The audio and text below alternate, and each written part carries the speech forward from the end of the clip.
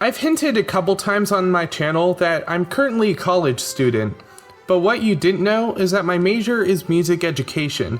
I think there is a general lack of understanding when it comes to the schedules of music majors.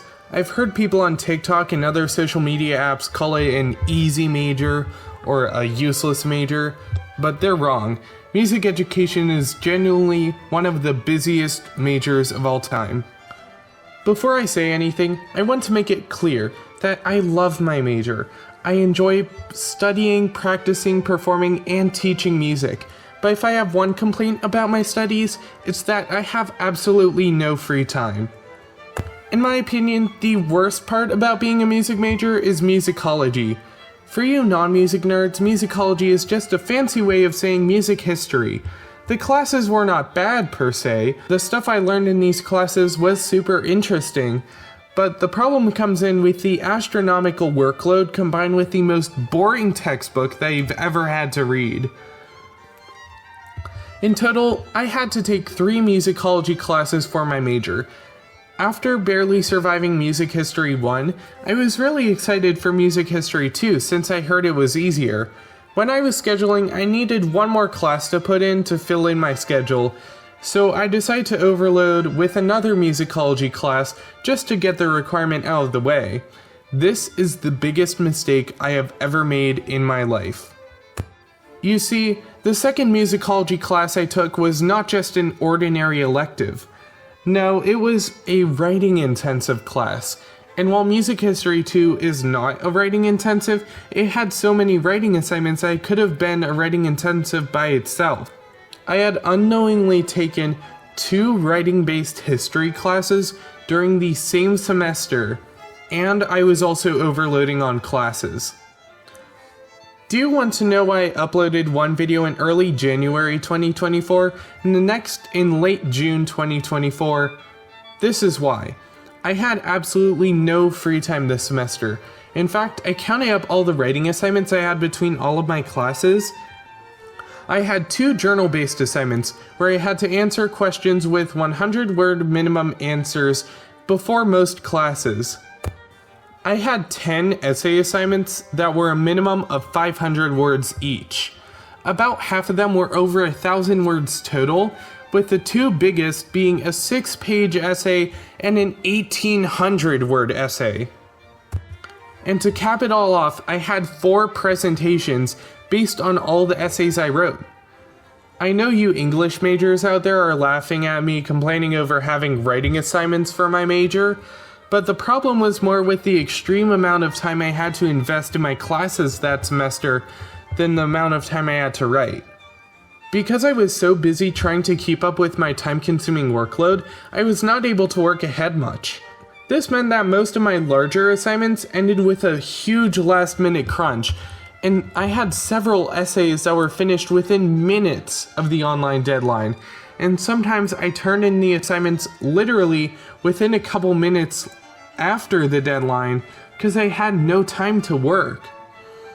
So yeah, if you find yourself in a music major program at a college, never double up on musicology classes. Music education is essentially a double major between music and education.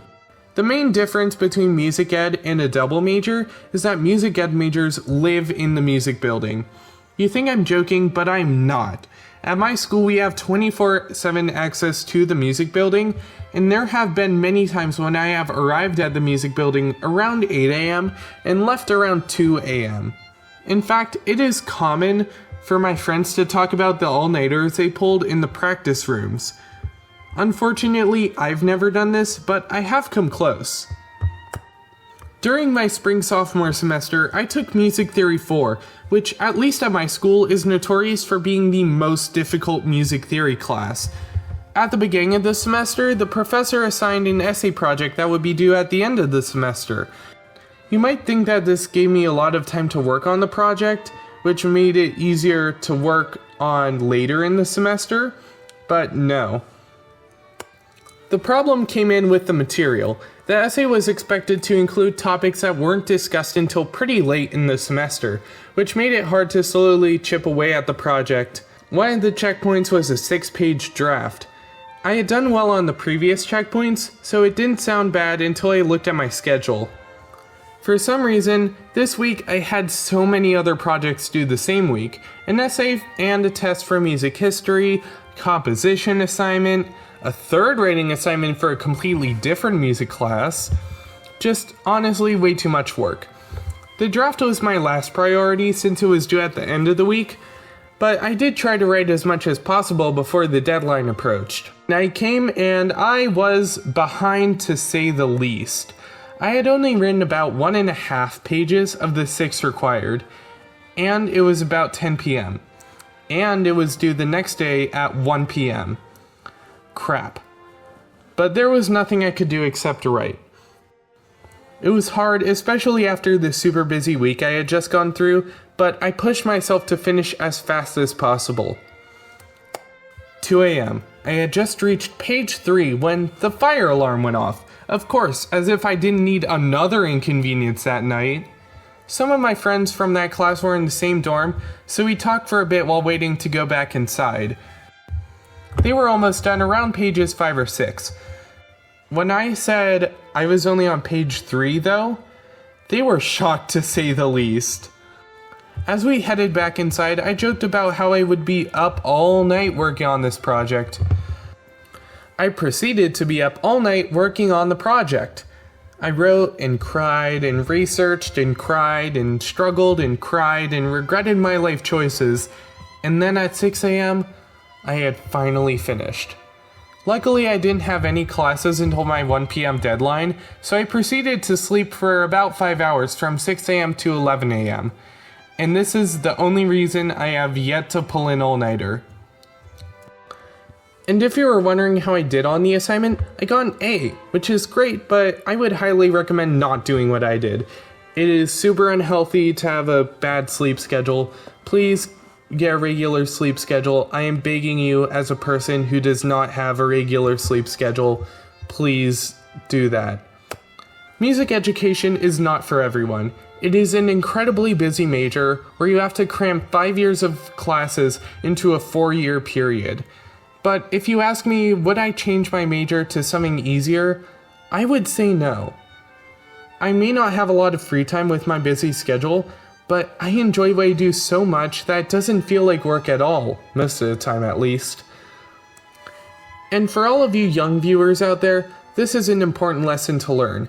Don't be intimidated to go into a career just because it requires a big investment of time and effort.